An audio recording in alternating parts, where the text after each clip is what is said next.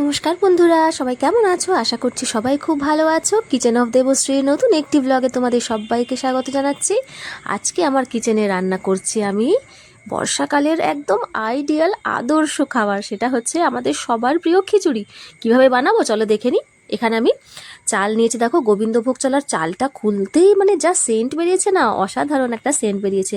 এখানে আমি চাল নিয়েছি হচ্ছে 500 গ্রাম, মানে হাফ কিলো চাল নিয়েছি এখানে আমি। আর তার সাথে নিয়েছি এই যে ছোট ছোট যে মুগ ডালটা হয় সেইটা, মুগ ডাল নিয়েছি এখানে আমি 300 গ্রাম। আমি এই পরিমাপে নিয়েছি, তোমরা চাইলে কম বেশি যে পরিমাণে করতে চাইবে সেই পরিমাণে করতে পারো। তো আমি পরিমাণটা বলে দিলাম, এই পরিমাণ অনুযায়ী কিন্তু আমি মশলা ব্যবহার করব।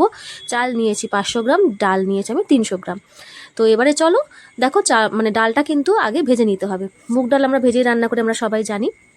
তো এই যে একদম স্বাভাবিকভাবে যেভাবে মানে একদম কম মশলা দিয়ে খিচুড়ি করা হয় আর কি, সেভাবেই তোমাদেরকে করে দেখাবো কিভাবে আমি করি। আর তোমরাও কারা আমার মতো এইভাবে খিচুড়ি বানাও অবশ্যই কিন্তু আমাকে কমেন্ট করে জানিও। তো দেখো, গ্যাসটাকে মিডিয়ামে দিয়ে কিন্তু ডালটা ভাজবে, ডালটা যেন পুড়ে যায় না, আবার পুড়ে গেলে কিন্তু পুরো খিচুড়ির স্বাদটাই একদম নষ্ট হয়ে যাবে। তো দেখো এইভাবে কিন্তু ডালটাকে ভালো করে ভেজে নিচ্ছি একটু। এই যে দেখো ভাজা কিন্তু হয়ে গেছে, দেখেছো ডালটা কেমন হলুদ থেকে আস্তে আস্তে লালচে হয়ে গেছে। এই পরিমাণ অনুযায়ী ভাজতে হবে না, এর থেকে বেশি আর ভাজতে হবে না।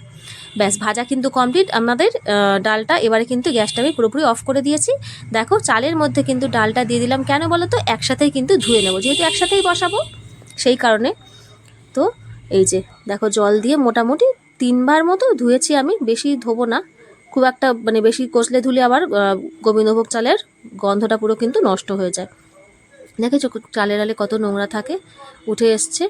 অনেকেই আমি দেখেছি যে খিচুড়ি কিন্তু এরকম করা হয়, মানে করে আর কি, চাল ডাল না ধুয়ে। সেটা কিন্তু একদমই উচিত না, কারণ প্রচুর পরিমাণে কিন্তু ধুলো লেগে থাকে আর কি, সেগুলো কিন্তু পরিষ্কার করে তবেই করা উচিত। তো দেখো জল আগে আমি বসিয়ে দিয়েছিলাম, পরিমাণ মতো জল দিয়েছি, দিয়ে বসিয়ে দিয়েছিলাম।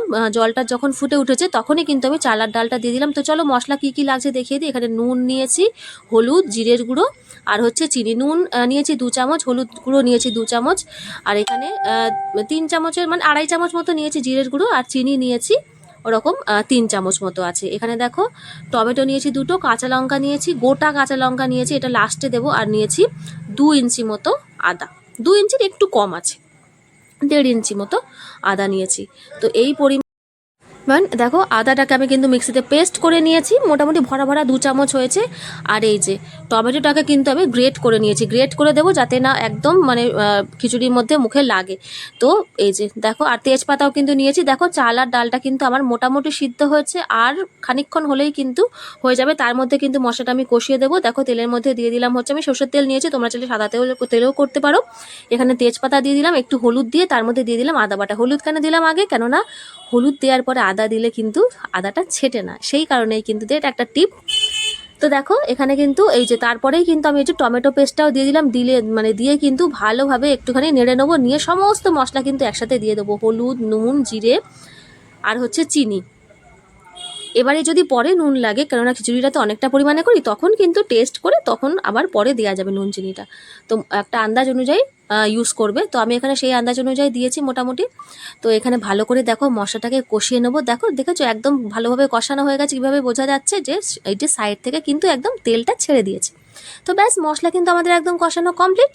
এরপরেই কিন্তু দিয়ে দেবো মশলাটা খিচুড়ির মধ্যে। খিচুড়ির আসল টেস্ট যেটা, সেটা কিন্তু হয় এই মশলাটাতেই, এই মশলাটার মধ্যেই কিন্তু খিচুড়ির টেস্ট। আর এই রান্নাটা আমি শিখেছি কিন্তু আমার শাশুড়ি মার কাছ থেকে, খিচুড়ি রান্নাটা শিখেছি শাশুড়ি মা, ওনার কাছ থেকে আমার কিন্তু শেখা। তো দেখো এই যে এইভাবেই কিন্তু উনি করতেন, আগে উনি করতেন, এখন কিন্তু আবার আমিই করি, এখন আবার আমি করা শিখেছি, মানে যেহেতু শিখে গেছি ওই জন্য কিন্তু এখন আমিই করি। তো দেখো পুরোপুরি কিন্তু মশলাটা আমার কষানো একদম কমপ্লিট, পুরোটা তেল দেখো মশলা থেকে একদম ছেড়ে যাচ্ছে। ব্যাস খিচুড়ির মধ্যে দিয়ে দিলাম, খিচুড়ি কিন্তু একদম 99% ডান হয়ে গেছে। দেখো এবার জাস্ট 1টা মিনিট রাখবো, যেহেতু মশলাটা দিয়েছি 1 মিনিট রেখেই কিন্তু গ্যাসের ফ্লেমটা একদম অফ করে দেবো আমি। একটু মশলাটা ভালোভাবে মিশিয়ে নিলাম, এই যে ভালোভাবে মিশিয়ে দিলাম খিচুড়ির সাথে। আর খিচুড়ি যখন করবে তখন কিন্তু মাঝে মাঝে হাতা দিয়ে একটু তলা থেকে নেড়ে দিতে হবে, কারণ যেহেতু ডাল থাকে তলায় কিন্তু লাগার সম্ভাবনা থাকে, সুতরাং সবসময় কিন্তু একটু মাঝে মাঝে নেড়ে দেবে আর কি। তো দেখো আমার বাড়িতে যেহেতু বাচ্চারা খাবে, সেহেতু আমি কিন্তু লঙ্কাটা এখানে গোটাই দিয়েছি। তোমরা যদি চাও এই লঙ্কাটা কিন্তু যখন মশলাটা কষাবে তখনই কিন্তু ইউজ করতে পারো, যেহেতু আমার বাড়িতে বাচ্চারা খাবে সেহেতু কিন্তু আমি লঙ্কাগুলো এইভাবে গোটা গোটা দিলাম, যার লাগবে মানে আমরা আর কি যখন খাবো তখন একটুখানি চিপে চিপে খেলেই কিন্তু হয়ে যাবে, ঝালটা পেয়ে যাব। তো দেখো এইভাবেই কিন্তু দেখো আমার খিচুড়ি একদম পুরো রেডি। গ্যাস কিন্তু আমি একদম অফ করে দিয়েছি। এই দেখো চাল আর ডাল দুটোই কিন্তু দেখা যাচ্ছে, দুটোই কিন্তু একদম পারফেক্টভাবে সিদ্ধ হয়েছে, কোনোটা কিন্তু গলে যায়নি। আর খিচুড়ির টেক্সচারটা কিন্তু এরকম একটু পাতলা রেখেছি, কারণ এটা যখন ঠান্ডা হবে না আর একটুখানি কিন্তু বসে যাবে, সেহেতু যে যেরকম খায় আর কি, শুকনো শুকনো অনেকে খায়, আবার একটুখানি খিচুড়িটা একটু পাতলা হলে কিন্তু ভালো লাগে। আর একটু 1 চামচ মতো আমি জিরের গুঁড়ো শুকনো কড়ার মধ্যে ভেজে নিয়েছিলাম আর কি, শুকনো খোলায়। তো সেইটা এই যে নামানোর পরে কিন্তু খিচুড়ির মধ্যে দিলাম। এটা কিন্তু মাস্ট, খিচুড়ির টেস্ট বাড়ানোর জন্য এই লাস্ট স্টেপটা কিন্তু করতেই হবে। শুধু জিরের গুঁড়ো কিন্তু যেহেতু মশলা কষানোর সময় তো জিরের গুঁড়ো দিয়েছিলাম, কিন্তু এই যে ব্যাস একটুখানি মিশিয়ে দিচ্ছি যাতে প্রত্যেকটা কণায় কণায় আর কি ভাজা জিরের গুঁড়োটা পৌঁছায়। তো ব্যাস এখানে আমার রেডি। আমি কিন্তু গরম মশলা ইউজ করিনি, কেননা খিচুড়িতে গরম মশলা ফ্লেভারটা কিন্তু আমার একদমই পছন্দ নয়। তোমাদের যদি পছন্দ থাকে গরম মশলা, তাহলে কিন্তু অবশ্যই লাস্টে একটু গরম মশলা দিয়ে নামাবে, আমি কিন্তু এখানে দিইনি। তো খিচুড়িটা দেখো সার্ভ করেছিলাম আমি কিন্তু বেগুন ভাজা দিয়ে, এরকম একদম বোটা শুদ্ধ বেগুনটা ভেজেছিলাম, দারুণ হয়েছিল কিন্তু।